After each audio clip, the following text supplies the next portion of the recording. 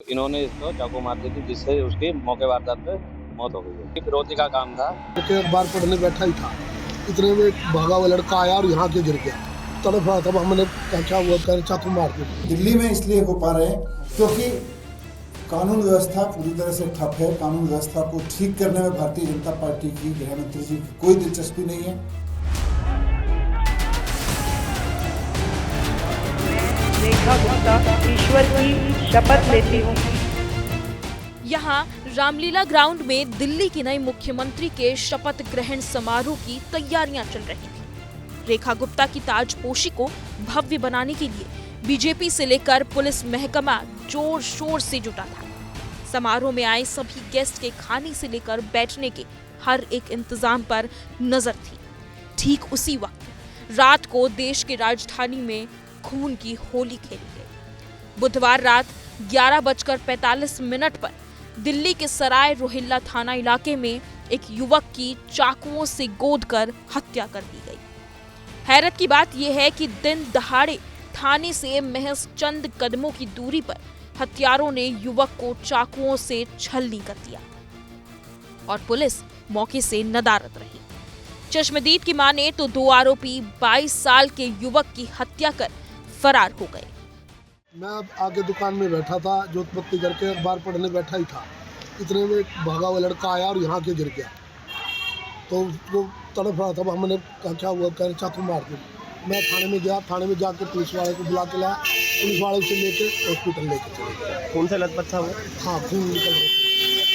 यहाँ ले गिर गया तो खून तो निकलेंगे। कितनी उम्र रही होगी लड़के की? 20-22 साल की उम्र थी बेचारे की। अच्छा, क्या बताया भैया? कुछ पता चला चाकू कहाँ पे मारे, कहानी मारे से क्या हुआ? पीछे से यहाँ था, मुझे नहीं मालूम, कुछ भी मुझे नहीं पता। अच्छा, यहाँ क्या वो थाने जाने की कोशिश कर रहा था? हाँ, बचने भाग के थाने में जाने की कोशिश कर रहा था, लेकिन गिर गया।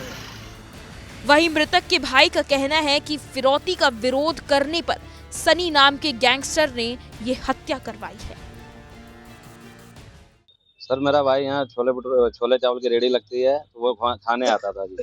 खाने आता था तो इनका कुछ आपसी में रंजिश चल रही होगी, हीरव की और प्रिंस की।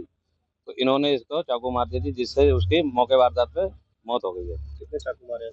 सर, अभी पुलिस वालों ने नहीं बताया, लेकिन सुनने में जो वहाँ के लोगों ने बताया कि 6 से 8 चाकू लगे हैं। कितने लोग थे मारने वाले? सर, 2 थे। क्या रंजिश किस बात की? सर, रंजिश ये किसी बात वो है, उनकी फिरौती का काम था। इनका जो गैंगस्टर है उसका नाम है सन्नी, ये उसके गुर्गे हैं। उन्होंने उसने घटना करवाई है और अधिकतर वो घटनाएं नाबालिग लोगों से ही करवाता है। आपके भाई से क्या रंजिश थी? सर, ये इनको फिरौती चाहिए थी हमारे एरिया से, सन्नी को। तो ये ऐसे करता था, तो ये बीच में आड़ बन के खड़ा होता था, जिसकी वजह से ये रंजिश थी। और इसका ये आज उसने हल कर लिया। किस चीज की फिरौती मांगते थे? सर, हफ्ता महीना हो गया दुकानों से। जहां स्थानीय पुलिस मामले की जांच कर रही है, आसपास लगे सीसीटीवी फुटेज खंगाल रही है, तो वहीं विपक्ष ने दिल्ली में बढ़ती अपराध की वारदातों को लेकर बीजेपी को घेर लिया। दिल्ली के पूर्व डिप्टी सीएम और आम आदमी पार्टी के वरिष्ठ नेता मनीष सिसोदिया ने केंद्रीय गृह मंत्री अमित शाह को निशाने पर लेते हुए कहा, दिल्ली में अपराधियों के, महिलाओं के साथ गलत काम करने वालों के हौसले पूरी तरह से बुलंद हैं। ये पूरी तरह से कानून व्यवस्था का मजाक हम बार बार कहते रहे कि दिल्ली में बना हुआ है। अपराधियों के मन में कोई डर नहीं है, बलात्कारियों के मन में कोई डर नहीं है, लेकिन दिल्ली में इसलिए हो पा रहे हैं क्योंकि कानून व्यवस्था पूरी तरह से ठप है। कानून व्यवस्था को ठीक करने में भारतीय जनता पार्टी की, गृह मंत्री जी की कोई दिलचस्पी नहीं है। मैं इस प्रेस कॉन्फ्रेंस के माध्यम से भारतीय जनता पार्टी को आज ये कहना चाहता हूँ, और इसीलिए मैंने प्रेस कॉन्फ्रेंस रखी है, कि दिल्ली में अब चुनाव खत्म हो गया है। दिल्ली के अपराधियों के अंदर कानून व्यवस्था का खौफ पैदा करिए।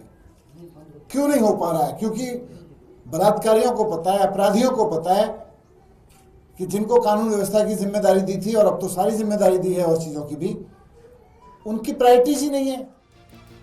यानी आम आदमी पार्टी ने कानून व्यवस्था के बहाने सीधे सीधे रेखा गुप्ता के साथ साथ अमित शाह को चुनौती दे दी है कि अब बीजेपी सरकार आ गई है तो फिर रुकवा कर दिखाएं दिल्ली में क्राइम।